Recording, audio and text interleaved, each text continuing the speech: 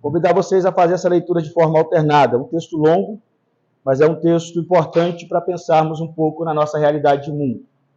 Atos 17, 16 ao 31, palavra de Deus que diz assim: enquanto Paulo os esperava em Atenas, o seu espírito se revoltava em face da idolatria dominante na cidade. Por isso dissertava na sinagoga entre os judeus e os gentios piedosos, também na praça, todos os dias, entre os que se encontravam ali. E alguns dos filósofos epicureus e estoicos contendiam com ele, havendo quem perguntasse: que quer dizer esse tagarela? E outros: parece pregador de estranhos deuses, pois pregava a Jesus e a ressurreição. Então, tomando consigo, o levaram ao Areópago, dizendo: poderemos saber que nova doutrina é essa que ensina? Posto que nos trazes aos ouvidos coisas estranhas, queremos saber o que vem a ser isso. Pois todos os de Atenas e os estrangeiros residentes por outra coisa não cuidaram, senão dizer ou ouvir as últimas novidades. Então Paulo, levantando-se no meio do Areópago, disse: senhores atenienses, em tudo vos vejo acentuadamente religiosos. Porque passando e observando os objetos de vosso culto, encontrei também o altar, no qual está escrito: ao Deus desconhecido. Pois esse que adorais sem conhecer é precisamente aquele que eu anuncio. O Deus que fez o mundo e tudo o que nele existe, sendo ele Senhor do céu e da terra, não habita em santuários feitos por mãos humanas. Nem é servido por mãos humanas, como se alguma coisa precisasse, pois ele mesmo é quem a todos dá vida, respiração e tudo mais. De uma só fez toda a raça humana para habitar sobre toda a face da terra, havendo fixado os tempos previamente estabelecidos e os limites da sua habitação. Para buscarem a Deus, se porventura praticando o possam achar, bem que não está longe de cada um de nós. Pois nele vivemos e nos movemos, e existimos, como alguns dos nossos poetas têm dito, porque dele também somos geração. Sendo, pois, geração de Deus, não devemos pensar que a divindade é semelhante ao ouro, à prata ou à pedra, trabalhados pela arte e imaginação do homem. Ora, não levou Deus em conta os tempos da ignorância, agora, porém, notifica aos homens que todos, em toda parte, se arrependam. Porquanto estabeleceu um dia em que há de julgar o mundo com justiça, por meio de um varão que destinou e acreditou diante de todos, ressuscitando-o dentre os mortos. Amém. Vamos orar mais uma vez. Senhor, nós pedimos agora pela Tua palavra, pedimos pela edificação e pela transformação que ela pode trazer aos nossos corações. Não por palavras de homens, porque, ó Pai, homem só pode levar a palavra até os ouvidos, mas o Senhor é o Deus que pode levá-la aos corações. Pedimos, ó Deus, que o Senhor agora esteja conduzindo essa palavra para que ela possa, ó Deus, testificar ao nosso coração quem o Senhor é e também trazer transformação de vida ao Teu povo aqui nesse lugar. Pedimos, ó Deus, isso, que o Senhor use, ó Pai, a minha vida através do Espírito Santo e que o Senhor seja glorificado, ó Pai, em nome de Jesus. Amém e amém. Bem, eu estou querendo falar mal da Santa há muito tempo. E no dia que eu vim pregar aqui sobre somente a Cristo, eu vim também preparado para falar mal da Santa. A Santa, vocês lembram da Santa? De quase 50 metros, que fizeram lá agora em Aparecida. Uma gigantesca de uma santa ali naquele lugar. E eu estou preparando esse discurso para poder falar mal, muito mal. Brincadeira. Não quero falar mal de ninguém, mas eu quero convidar vocês a pensar exatamente no mundo que você está vivendo hoje. Afinal, muitos cristãos vão no Rio de Janeiro e tem o Cristo Redentor como um grande ponto turístico. Não sei se você já foi, mas vão lá para ver, para tirar foto. Em cada cidade, talvez, do nosso Brasil, tenha um Cristo Redentor. Mas também tem, normalmente, algumas cidades têm, por exemplo, igual o Sertãozinho, que tem a Aparecida, que apareceu. Quando você entra na cidade, e eu lembro muito bem que quando nós entrávamos ali, um dos meus familiares ficavam chateados, meu sobrinho, Pedro Henrique, porque nós brincava com ele que ele nasceu no dia 12 de outubro. E nós falávamos que ele era filho da Nossa Senhora Aparecida. E ele ficava bravo com a menina. Mas quando eu entrava naquela cidade de Sertãozinho, durante o tempo que nós convivemos ali, vivemos naquele lugar, nós experimentamos ali uma idolatria muito grande com relação às imagens. Mas, mesmo sabendo hoje que você fala assim, eu não adoro imagem. Eu sou totalmente contra a idolatria. Por quê? Porque nossa visão de idolatria, ela se manifesta exatamente em adorar algo que seja humano ali, um desenho, uma estátua, alguma coisa assim. E não é diferente o que fizeram em Aparecida. Afinal, turistas e mais turistas, devotos e mais devotos estão indo lá e enriquecendo cada vez mais a igreja. Principalmente a igreja que ali se insere, a igreja católica. E isso é uma coisa que nós muitas vezes olhamos, mas nós já acostumamos tanto com isso, que isso não revolta você mais. Não traz revolta para o nosso coração. Muitas vezes para a gente é comum. A gente fala assim, deixa eles. Eles estão perdidos. Eles estão caminhando para o inferno. A gente pensa isso. E muitas vezes pensamos isso de forma tranquila. Sabe por quê? Porque muitas vezes temos a tendência de achar que as ideologias não podem serem quebradas logo de início. Nós achamos que podemos deixar aquelas coisas e aquilo vai batendo, passa um ano, estão falando daquilo, passa 2 anos, estão falando daquilo, passa 3 anos, estão falando... Então, um pouquinho virou costume, rotina na sua vida. Beleza, eles vão lá e adoram a imagem, eles estão fazendo para eles lá, não tem nada a ver com isso. Pelo contrário.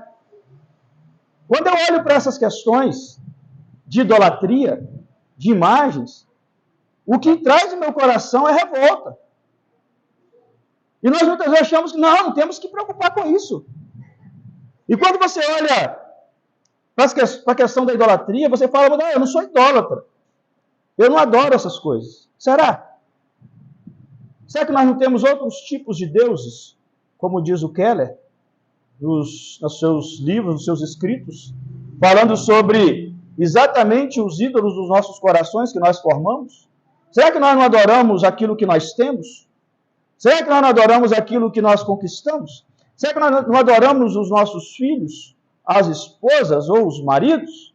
Será que isso não é uma espécie de idolatria do nosso coração? Se não é, devemos repensar se isso não está suprindo ou preenchendo o lugar de Deus na nossa vida. E se é, devemos estar revoltados também com relação a essas coisas. E começarmos a fazer como Paulo. Afinal, quando eu olho para o texto de Atos 17, a primeira coisa que me chama a atenção aqui é exatamente a revolta de Paulo. Paulo está num lugar que é tão pesado, que conta essa história de um senhor naquela cidade de Atenas, que em pleno meio-dia, no sol brilhando, ele saiu com a lanterna acesa, clareando um monte de coisa, e alguém passou por ele e disse, para que você está com essa lanterna? E ele disse, estou procurando algum ser humano. Porque Atenas era tão carregada de idolatria que tudo era ídolo. Tudo era imagem. Até mesmo as pessoas se consideravam seus próprios deuses. Atenas era tão sobrecarregada daquilo e Paulo teve que ir para ali, fugido. Porque ele estava ali no meio dos bereanos, ali em Bereia, e de repente ele pregou ali, o pessoal correu ele, e ficou ali naquele lugar Timóteo, e ficou ali Silas. E Paulo, então, ele foi levado para Atenas. E Paulo chegou ali, olhando pela cidade, andando pela cidade, a primeira coisa que Paulo fez foi ficar revoltado. Ficou indignado, nervoso, quase chutando tudo aquilo ali. Quase olhando para aquela situação, falando, o que está acontecendo?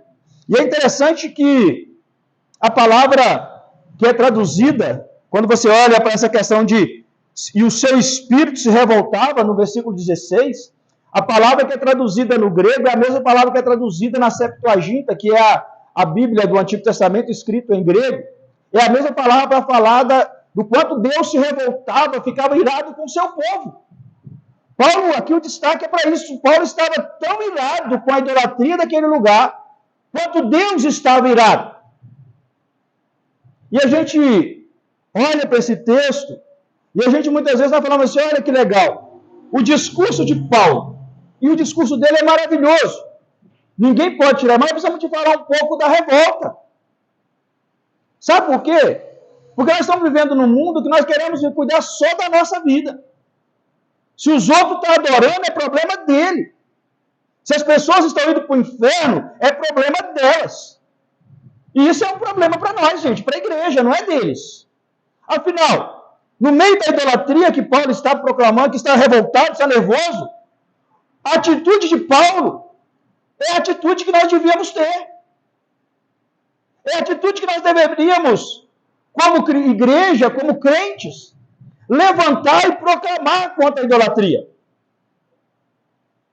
Eu lembro de uma história lá nas Minas Gerais, lá em Patinga, e eu cheguei até a trabalhar com ele um tempo, mais ou menos um ano, um senhorzinho chamado Sovanu. Gente, Sovanu era 10 demais. Pensa no assembleiano, fogo puro. O homem era joia demais. A Angelita vai lembrar dele.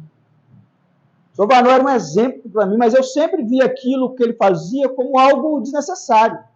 Sabe o que o Sovanu fazia? Ele trabalhava a semana inteira, ele era soldador, e eu ia no Fusquinha com ele, ajudava ele nas passagens, ele tinha um Fusquinha, nós íamos e voltávamos para o serviço juntos.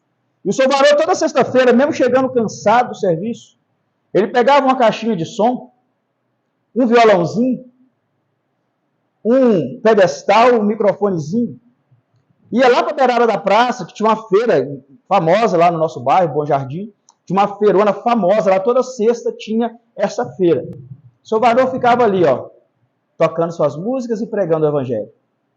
Tocando suas músicas e pregando o evangelho. E eu fico olhando para isso, eu olhava para aquilo, parece desnecessário. Mas com o tempo você vai vendo que ele estava certo. Quando eu olho para Paulo, revoltado com a idolatria, você não vê Paulo xingando, no sentido de xingando as pessoas, quebrando o santo dos outros. Não, você não vê isso. O que você vê aqui quando você olha para Atos 17, é Paulo revoltado e indo em direção às pessoas proclamando o evangelho.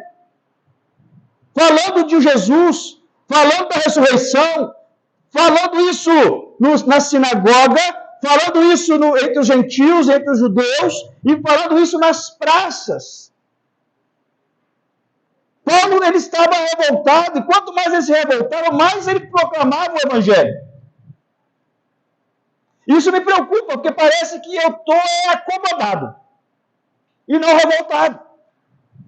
Porque parece que se eu tivesse revoltado mesmo, eu estaria proclamando o evangelho também. E eu olho então para a vida de Paulo, eu olho para aquilo que Paulo está fazendo. Paulo está no meio do mundo, num lugar totalmente podre e corrupto, num lugar totalmente idólatra, e ele não está nem aí para a filosofia da época. Paulo não está nem aí para o grande conhecimento daqueles homens que ali estavam também naquele lugar. Paulo está revoltado e ele está dizendo, para sarar e para curar esse povo, só existe um remédio: o Evangelho de Jesus Cristo. E ele se dispõe a debater sobre o Evangelho, a conversar no meio dos gentios, a conversar no meio dos judeus, a ir para a praça e proclamar como os filósofos faziam, como os sábios, grandes nomes sábios faziam, até que Paulo consegue chegar no lugar que é necessário, onde ele está, onde ele precisa chegar. Porque para que você comece a levantar-se contra a idolatria do nosso tempo, É preciso proclamar nos lugares que ainda não tem muita gente.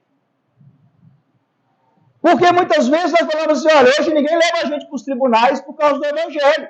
Mas não leva mesmo, a gente não fala do Evangelho. Mas não leva mesmo, a gente não fala que vocês morreram para o inferno. Ninguém quer nada contra você.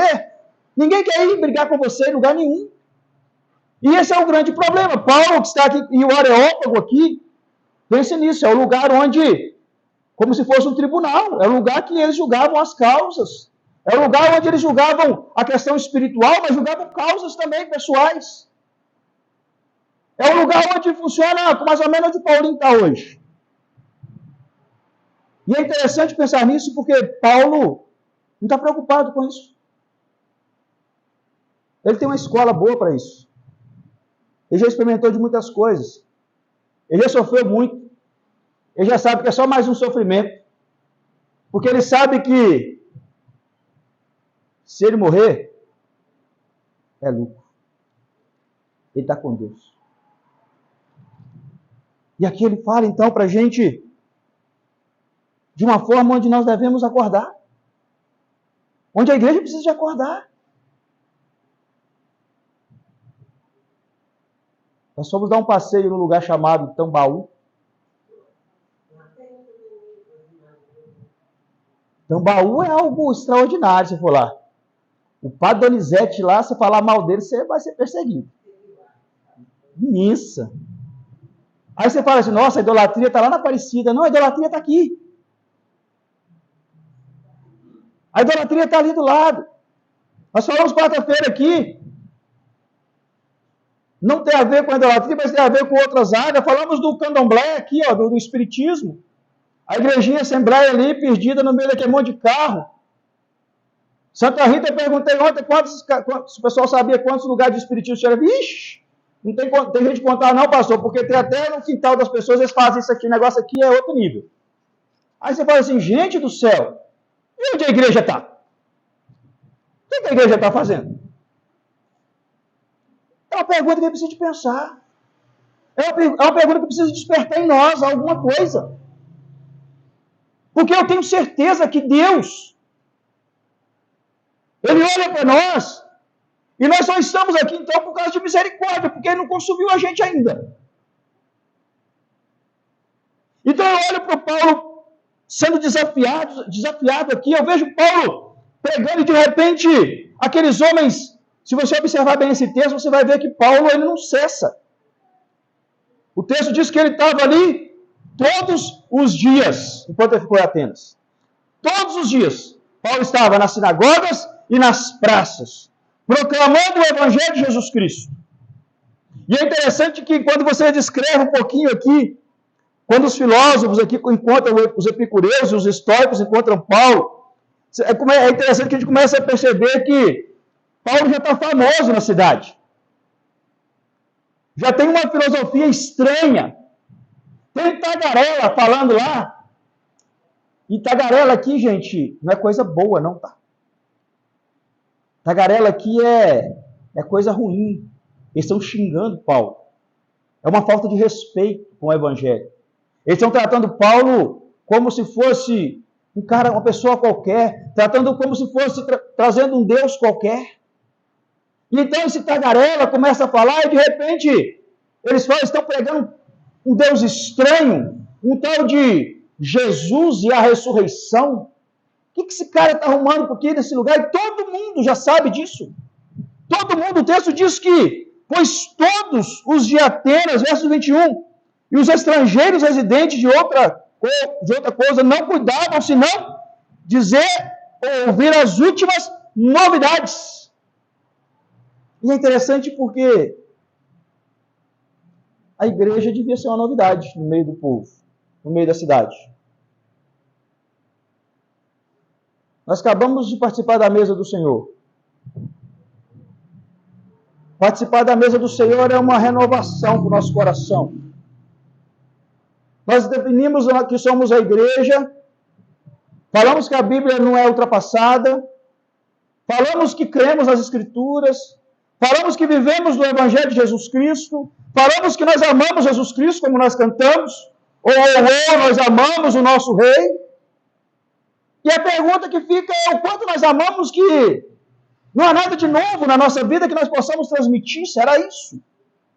Será que não há transformação, não há novidade, não há nada? E aqui diz que as pessoas não aguentavam mais, elas estavam ouvindo as últimas notícias. Era o plantão lá do Jornal Nacional, lá abrindo, e o pessoal, ixi, vai chegar alguma coisa aí, alguma bomba. Era mais ou menos isso. E de repente, Paulo então é pego e levado ali por esses duas linhagens filosóficas, os epicureus e os estoicos, que são aqui definidos, não tem muita coisa a se dizer sobre eles, claro que tem, mas o grande problema que eles têm é que eles não creem no que Paulo está falando, eles não acreditam na ressurreição. Se você pegar aqui a visão, por exemplo, dos chamados estoicos, ou dos epicureus, perdão, são pessoas que não acreditam em Deus, que vivem por prazer. São pessoas que vivem apenas para os seus deleites.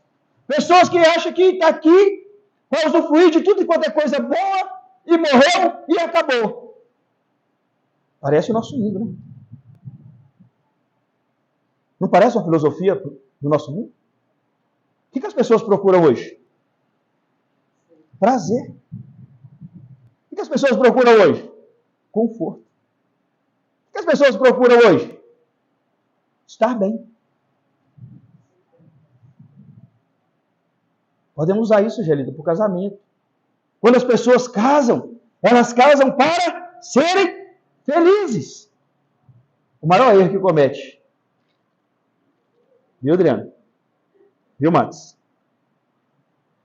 Nós não casamos para ser felizes, nós casamos para fazer o outro feliz. Aí você recebe isso de volta. Não com esse deleite todo, porque vai ter problema. Porque a vida é assim. Mas parece que o nosso mundo é um mundo voltado para a filosofia dos epicureus, que vivem para o prazer, mas nosso mundo também poderia ser voltado para a filosofia dos estoicos, porque eles já são o contrário dos epicureus. O que eles pensam? Não, o mundo é um mundo de sofrimento. Nós vamos sofrer aqui. É assim que é. Eu vou sofrer, todo mundo vai sofrer, nós vamos morrer, vamos passar por dificuldade da vida, e assim vai a vida e não tem nada que mudar. Deixa a vida me levar, a vida leva eu, e assim chega até o fim. E Paulo está indo exatamente para um lugar chamado Areópago, por causa exatamente dessa questão, porque Paulo está pregando algo que vai além da visão de mundo desse povo. E é engraçado que ainda é assim. Isso não mudou. Nós também pregamos algo que vai além da visão de mundo dessa cidade, desse mundo que nós vivemos.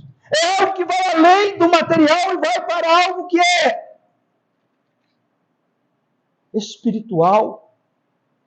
É algo que sai da realidade física e vai para a realidade espiritual. É algo que traz para a gente de forma concreta que nós não somos desse mundo. Nós também pregamos coisas que não condiz com a realidade dessas pessoas aqui nessa cidade. A nossa vida é dirigida por isso. Nós somos o povo da ressurreição. Nós somos o povo da vida eterna. E por que a gente não está pregando isso? E por que o mundo ainda não conhece isso e não busca isso? Eu fico até com medo de voltar para quarta-feira para o nosso estudo, porque nós falamos sobre a questão da verdade. A sua verdade, pastor Adriano, é a sua verdade. A minha verdade é a minha verdade. Não, a verdade da igreja é Cristo. E não existe outra verdade para nós. A nossa verdade é Jesus Cristo. E não existe outra. E aí a gente então começa a perceber que Paulo, ele está revoltado. E o único caminho que ele tem para combater o que ele está vendo é o Evangelho de Jesus Cristo.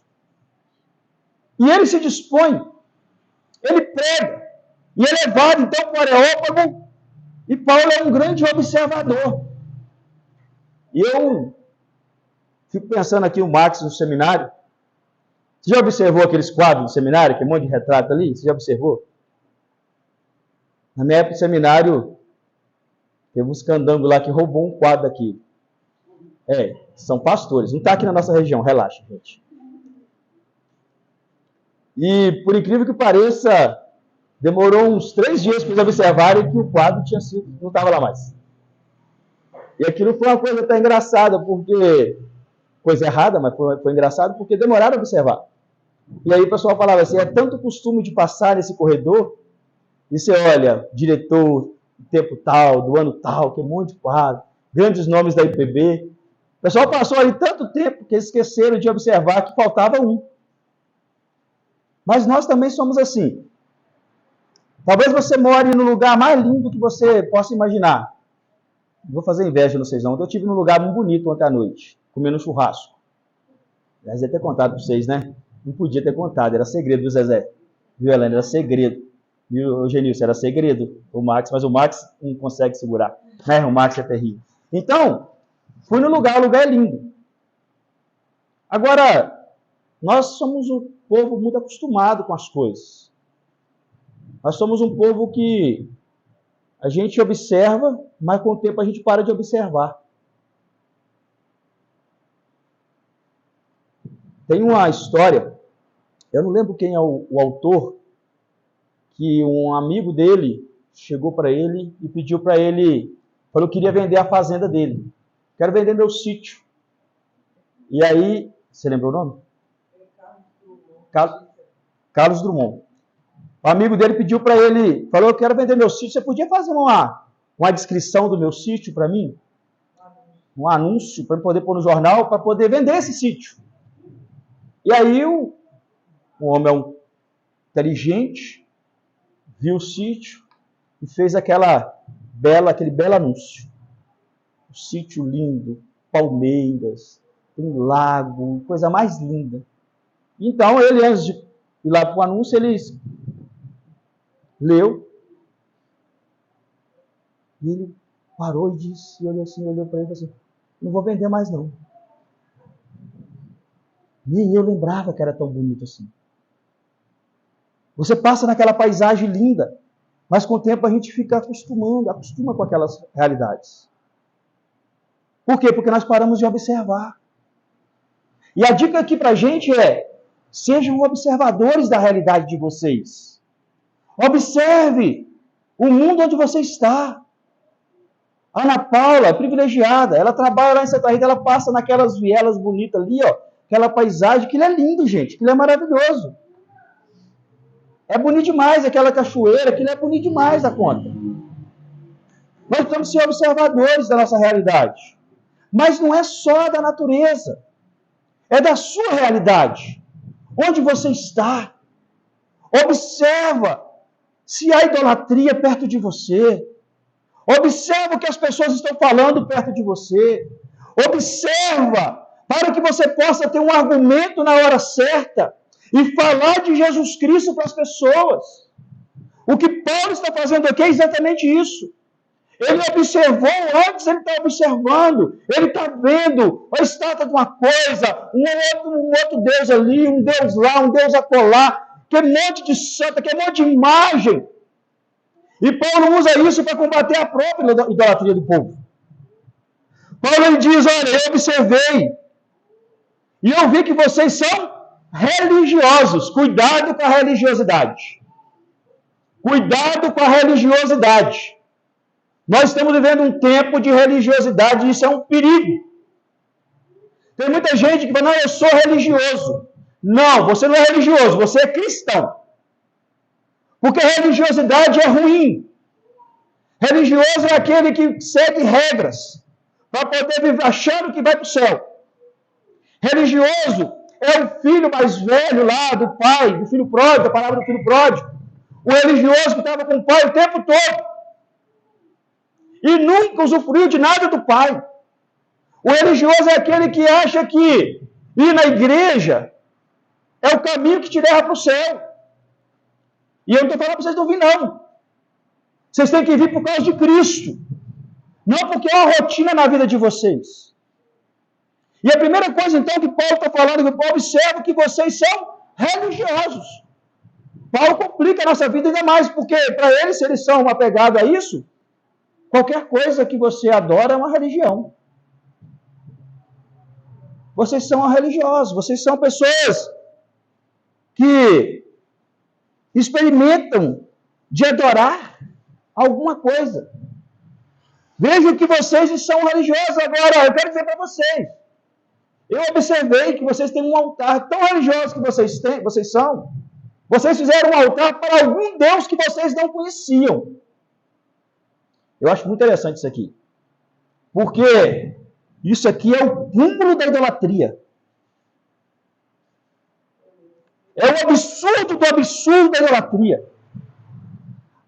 A cidade é tão idólatra, mas tão idólatra, que ela deixa um altar para caso exista um outro Deus que possa estar naquele altar. E Paulo tem a tendência, ele está revoltado, ele quer combater isso. Então ele diz, olha, o altar que vocês colocaram ali é o Deus desconhecido. É esse Deus que eu anuncio para vocês.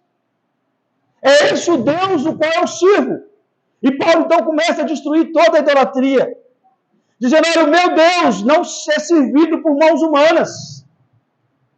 Ele não é servido pelo pensamento de vocês. Ele não é servido pela imaginação de vocês. Ele não é servido por vocês irem lá e fabricar um Deus de prata, de ouro ou de pedra. Esse Deus desconhecido, ele não habita em santuários, em paredes, ele habita no próprio ser humano. O Deus que vocês não conhecem é o Deus que eu vos anuncio. E é o Deus que vocês devem se render diante dele. É o Deus que vocês devem se prostrar diante dele. É o Deus que está acima de todas as suas imagens dessa cidade. E Paulo, então, ele diz para a gente que esse Deus é o Deus no qual vivemos, nos movemos e existimos. É o Deus que fez. Paulo fala isso 2 vezes. Esse Deus fez. Ou seja, ele é o Criador. Ele é o Senhor sobre tudo e ele não se agrada daquilo que vocês estão fazendo. Paulo confronta a idolatria nesse texto e ele diz que, citando ainda uma poesia da filosofia do seu tempo, quando ele diz, porque dele também somos geração, Paulo está dizendo, olha, sendo pois geração de Deus, não devemos pensar que a divindade é semelhante a ouro, a prata ou a pedra.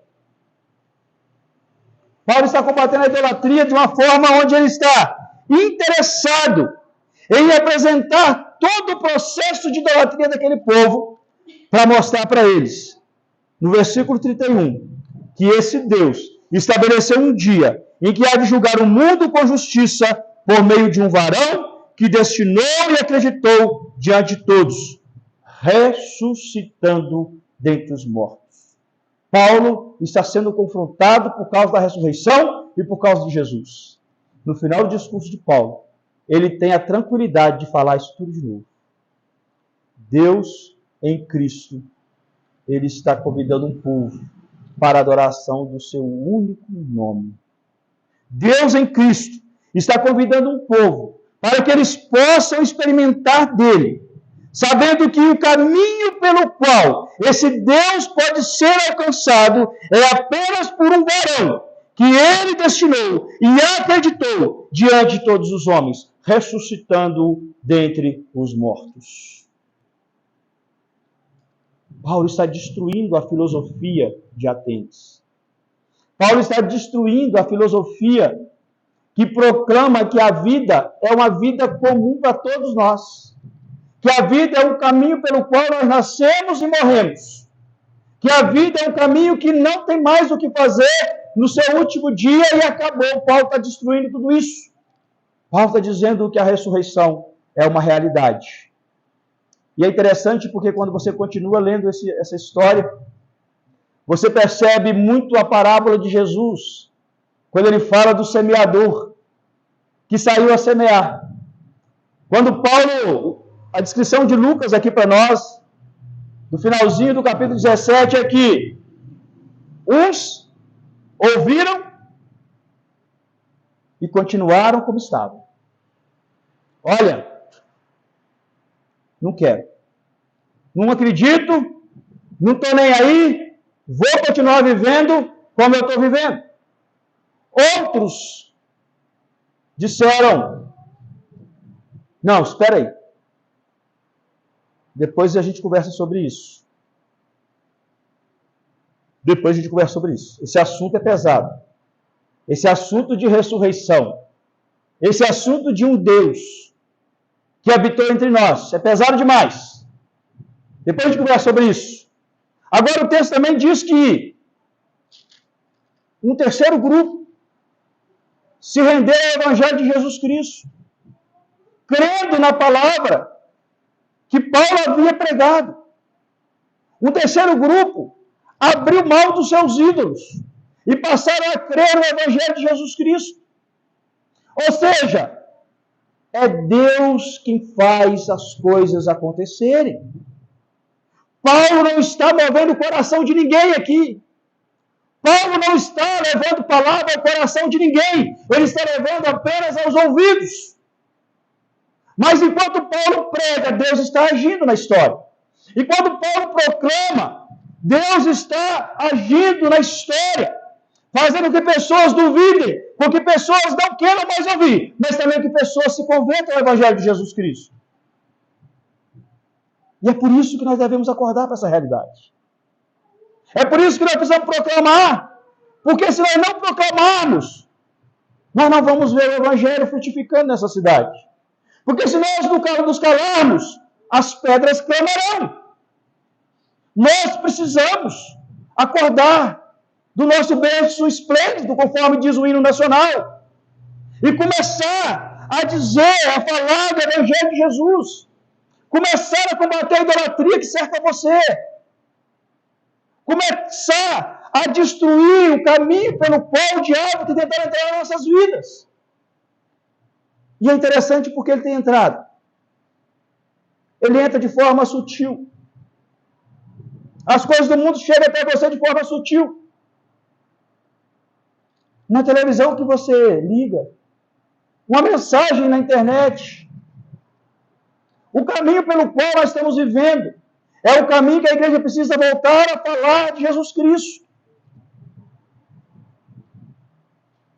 Talvez você fale assim, eu não preciso. Eu vou dizer para vocês que nós precisamos sim. Cada dia que passa, nós estamos vendo uma ideologia sendo aplicada na vida das nossas crianças, na vida dos nossos adolescentes, na vida dos jovens de hoje. Uma ideologia que fere o Evangelho. Uma ideologia que tende a nos colocar, agora, como eu disse lá no começo, não, isso não vai longe. Só que tem um ditado. Água mole e pedra dura, tanto bate até que fura. Pode durar séculos. Mas se uma água ficar pingando numa pedra, ela vai vencer e ela vai abrir um caminho. Nós estamos vivendo um tempo onde nós estamos experimentando, e eu não estou falando de política, eu estou falando dos perigos que vocês estão cercados. Uma mídia que vende tudo para vocês.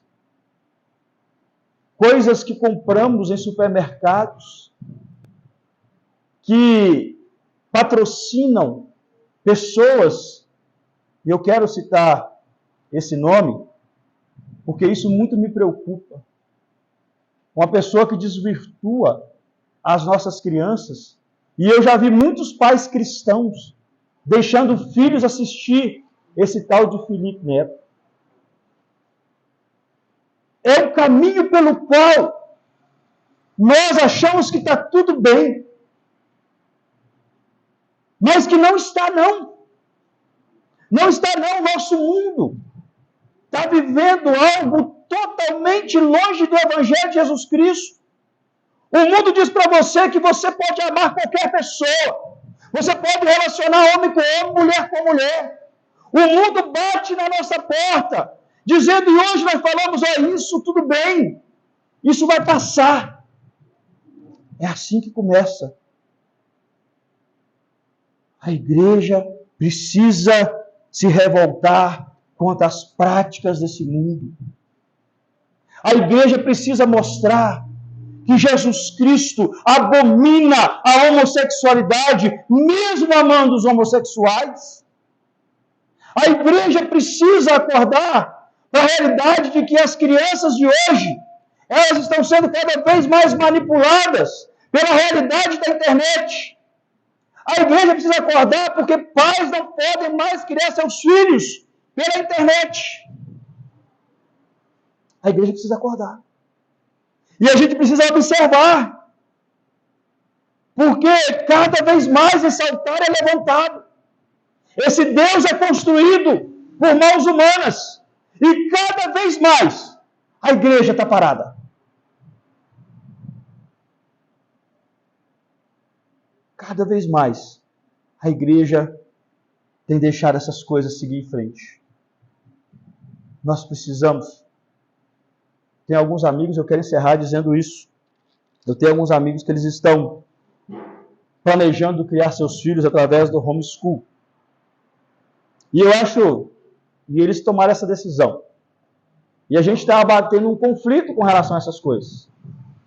Porque na nossa mente, na mente cristã, nós achamos, tem algum grupo de crente que acha que nós não podemos estar no mundo, mas Jesus está falando, não, vocês estão no mundo. Vocês devem estar lá no mundo para combater, para lutar, para ser luz, para ser sal, para salgar, para temperar. Você precisa estar lá. E aí a gente falando isso para ele, mas se você criar seu filho da sua casa, como é que seu filho vai poder pregar o evangelho na escola? Mas dá medo. Dá medo de saber que o meu filho está indo para a escola e que lá tem um banheiro, que pode entrar um outro menino lá junto com a sua filha, ou pode entrar um menino no banheiro da menina, ou qualquer coisa nesse sentido. É o perigo, o mundo que nós vivemos. É o mundo que fala para você que isso é normal. E se a gente se calar agora, daqui 10 anos, isso está dentro da igreja. Vamos estar construindo banheiros assim nas nossas igrejas.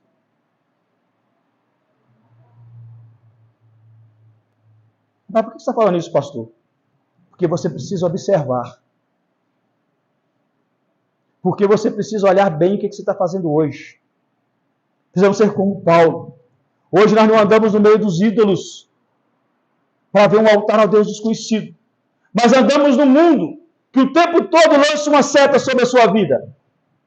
E você corre o grande risco de falar, não, podemos ter isso na igreja. Não podemos, não. A igreja de Cristo não tem espaço para essas coisas. A igreja de Cristo, ela não é conhecida pela igualdade com o mundo. Ela é conhecida pela diferença. Precisamos acordar para essa realidade. Precisamos acordar e nos revoltar contra a visão de mundo que aplica-se no nosso meio, na nossa família, e tenta empurrar para as nossas igrejas. Não é esse mundo. Nós não estamos aqui para sermos iguais ao mundo, mas pelo contrário, para sermos diferentes. Esse é o caminho pelo qual nós precisamos olhar para a vida de Paulo, observar e nos revoltar contra esse mundo que anda cada dia mais longe de Deus, longe do nosso Pai, e proclamar para esse mundo, como Paulo fez, que existe salvação para eles. Existe salvação para eles. Existe aquele que o Pai ressuscitou dentre os mortos. Existe aquele que venceu a morte e triunfa em glória à direita do Pai. Senhor Jesus, o nosso Senhor, o nosso Salvador, Jesus Cristo. Que Deus abençoe sua vida e que Deus desafie o seu coração a uma vida de intimidade com Ele, não só agora, mas por toda a sua vida. Em nome de Jesus. Vamos ficar em pé, vamos orar ao nosso Deus.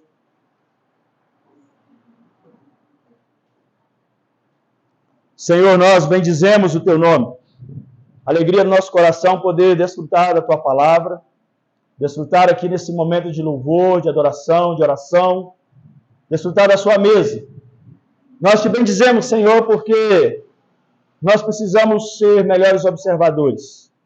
Precisamos, ó Pai, observar o mundo que cerca as nossas vidas e o quanto esse mundo, ó Deus, tende a nos influenciar, a nos colocar, ó Pai, no mesmo viés que eles, no mesmo caminho que eles, ó Deus. Nós te pedimos que o Senhor tenha misericórdia da tua igreja. Pedimos que o Senhor, ó Deus, olhe para nós e com graça e misericórdia, o Senhor, ó Pai, nos perdoe muitas vezes por termos deixado, Senhor, a nossa vida ser uma vida, ó Pai, acomodada, uma vida mediana, uma vida que não glorifique o teu santo nome. Nós te pedimos perdão pelos nossos pecados e te pedimos, ó Deus, que o Senhor nos fortaleça, nos dê disposição, nos dê um olhar observador, ó Deus, um olhar observador desse mundo. Nos dê, ó Pai, ouvidos sábios para escutar aquilo que nos é falado. Nos dê, ó Deus, sabedoria para podermos, ó Pai, proclamar que o Senhor é o nosso Deus, que o Senhor é aquele que no tempo oportuno enviou o seu Filho a esse mundo para nos salvar dos nossos males, das nossas mazelas, dos nossos pecados e nos dar vida e vida em abundância com o Senhor. Que o Senhor coloque em nossos lábios palavras sábias. Que o Senhor coloque em nossos lábios alegria de servi-lo. Que o Senhor coloque em nossos lábios, em nossa mente e coração, a certeza de que nós estamos aqui para servir o seu propósito. Para servir a Deus aquilo que o Senhor, para fazer aquilo que o Senhor nos chamou para fazer. Proclamar o teu reino. Mesmo que haja, ó Deus, contestação, mesmo que haja, Pai, pessoas se levantando contra nós, não nos deixe nos calar, ó Deus. Não nos deixe, ó Deus, ficarmos calados aquém da circunstância desse mundo. Mas nos ensine, ó Deus, a enfrentarmos a vida que vivemos aqui, de forma a olhar para o nosso coração, a combater aquilo que atrapalha a nossa vida, a idolatria do nosso coração, para que nós possamos, ó Pai, viver uma vida, ó Pai, plena na Tua presença. Abençoe as nossas vidas. Nos ensina, ó Deus, a nos levantar contra as coisas que não Te agradam, contra a idolatria, contra as coisas que esse mundo proclama e muitas vezes tende, ó Deus, a nos influenciar, ó Deus. Nos ajude, Pai. Ensina-nos a viver, ó Pai, uma vida reta e santa na Tua presença. Ensina-nos, ó Deus, a sermos santos, como o Senhor é santo. Ensina-nos, ó Deus, a falarmos do Teu grande amor, a falarmos, ó Pai, da Sua obra redentora em nossas vidas, a falar, ó Deus, o quanto o Senhor nos amou, o quanto o Senhor nos tirou do lamaçal de pecado, o que o Senhor fez por nós em Cristo Jesus. Nos ensina, ó Deus, nos ensina a vivermos para a Tua glória. Nos ensina, ó Pai, a proclamarmos as verdades do Teu reino. E assim, ó Deus, nós Te pedimos, leva-nos em paz.